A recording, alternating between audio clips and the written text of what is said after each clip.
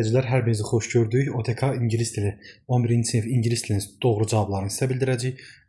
Dinləmə materialının cavablarında şərhlərdə bildirərik. Vaxt itirmədən keçirik cavablarımıza. Birinci sualımızın cavabı C variantı, 57-ci sualımızın cavabı B variantı, 58-ci sualımızın cavabı D variantı, 59-cu sualımızın cavabı D variantı, 60-cı sualın cavabı D variantı. Maşallah 3 dənə D çıxıb.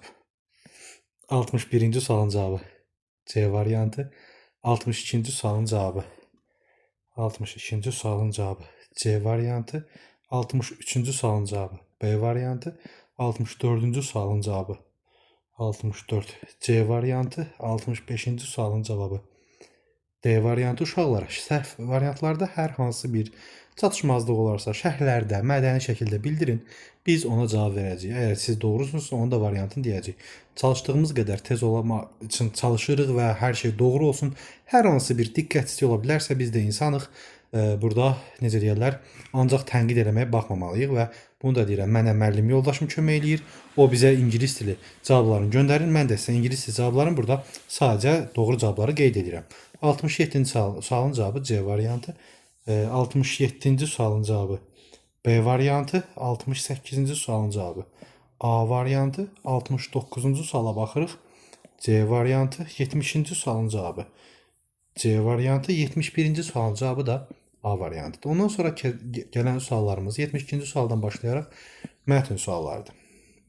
72-ci sualın cavabı A variantı, 73-cü sualın cavabı 73 hardadır D variantı, 74-cü sualın cavabına baxırıq 74 A, 75-ci sualın cavabı da 75-ci sualın cavabı A variantı. 76-cı sualımız deyəsən nədir? 76-cı sual 76-cı sualımızın cavabı to afford.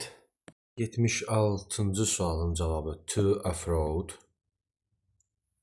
Afford. Afford. 77-ci sualın cavabı sell.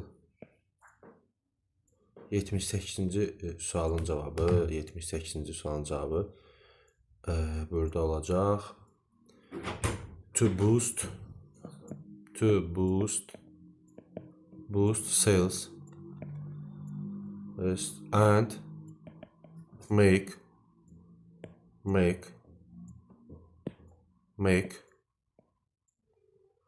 more humans